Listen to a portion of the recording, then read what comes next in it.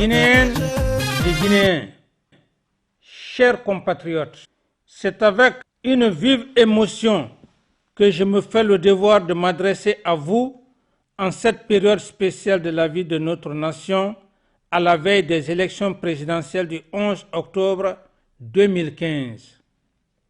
Mon émotion est d'autant plus grande que ma rentrée au pays, après 6 années d'exil forcé, n'a pas été possible conformément à mes prévisions.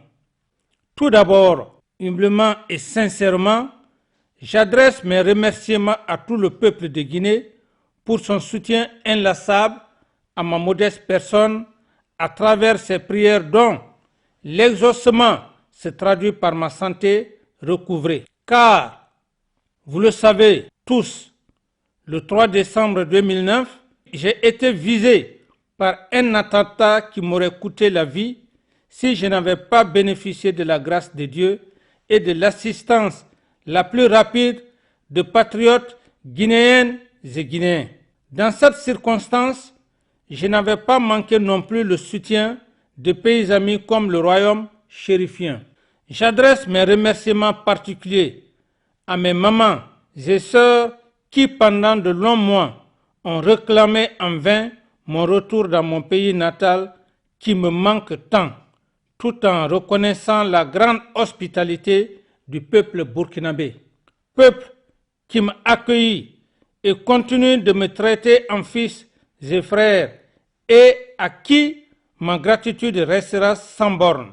Je remercie ces braves femmes guinéennes de Zérékoré à Conakry, partout dans le pays.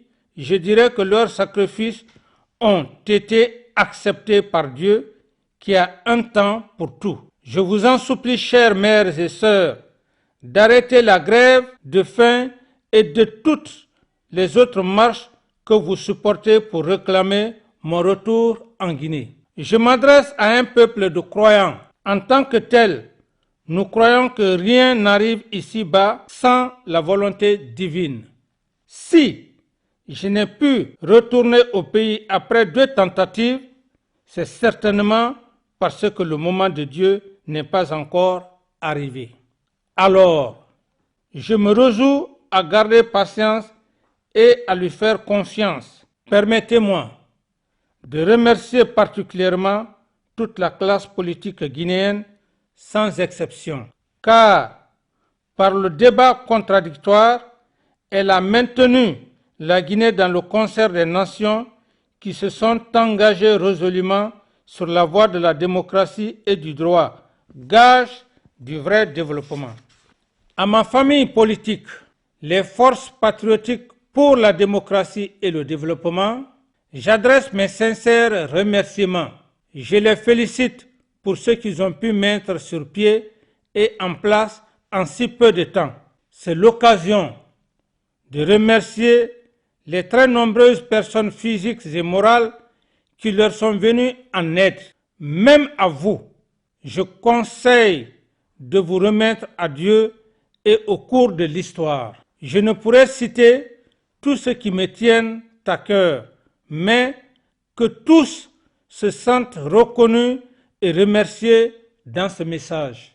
Concernant l'élection présidentielle prochaine, j'avais déclaré ma candidature en tant que président des forces patriotiques pour la démocratie et le développement, ayant à cœur l'avenir de notre pays, mais je ne suis plus en mesure d'honorer cette promesse. C'est avec un cœur meurtri, certes, mais bien serein, que je saisis ce moment pour vous annoncer de vive voix mon retrait de cette course. C'est vu l'handicap incompréhensible à ma rentrée au pays que j'ai été conduit à cette décision très difficile à prendre. Je me retire de tout le processus du scrutin présidentiel du 11 octobre 2015 contre ma volonté. Cependant, j'invite le peuple de Guinée en général, les forces patriotiques pour la démocratie et le développement et mes sympathisants et militants en particulier de participer massivement et activement à cette consultation. Je supporterai la personne à laquelle vous aurez accordé la majorité de vos suffrages. Il sera le président de tous les Guinéens. Guinéennes et Guinéens, ma décision de me retirer n'a pas été aisée, mais j'estime que c'est la voie la plus sage. Comme toujours, je l'ai prise en ayant dans ma vision ce qui m'a toujours animé, le sort de la nation guinéenne. Né et vécu toute ma vie en Guinée, je connais notre histoire et les souffrances de mes concitoyens. Impopulaire que puisse être cette décision, je pense qu'elle sera comprise pour tous citoyens qui partagent mon point de vue et qui croient que notre laborieux peuple a besoin de justice, de paix et d'unité pour promouvoir son développement. Que toutes et tous me comprennent et me pardonnent s'ils ne s'attendaient à une telle décision de ma part. Mais mes aventures de ces derniers temps sont pour moi une source d'inspiration dans notre combat commun d'amener notre pays véritablement au droit et à la démocratie. Guinéennes et Guinéens, chers compatriotes, je crois en votre clairvoyance et en votre patriotisme inébranlable. J'ai la certitude que, loin de vous décourager, cette déclaration vous conduira à de profondes méditations sur l'avenir de notre pays et vous motivera davantage dans la préservation de la paix et la construction de l'unité nationale. En croyant, nous espérons qu'avec l'aide de Dieu, le Tout-Puissant, un jour, nous contribuerons ensemble pour bâtir notre nation, pour la hisser à la place qu'elle mérite. Je vous demande de bien vouloir me garder dans vos prières afin que mon rêve d'être parmi vous se réalise un jour. Moi aussi, je ne manquerai jamais de prier pour vous, tant aussi longtemps que j'ai en moi le souffle de Dieu.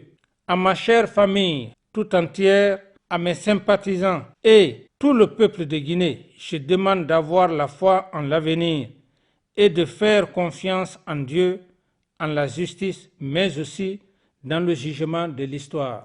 Je vous demande de continuer de travailler pour l'unité, la paix et la démocratie dans notre pays.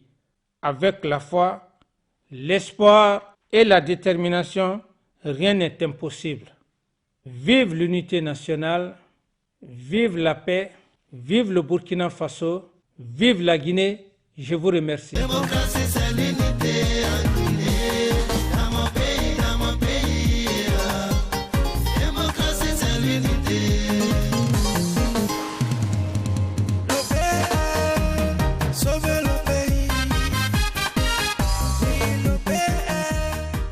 Communiqué du Parti des Forces Patriotiques pour la démocratie et le développement, FPDD.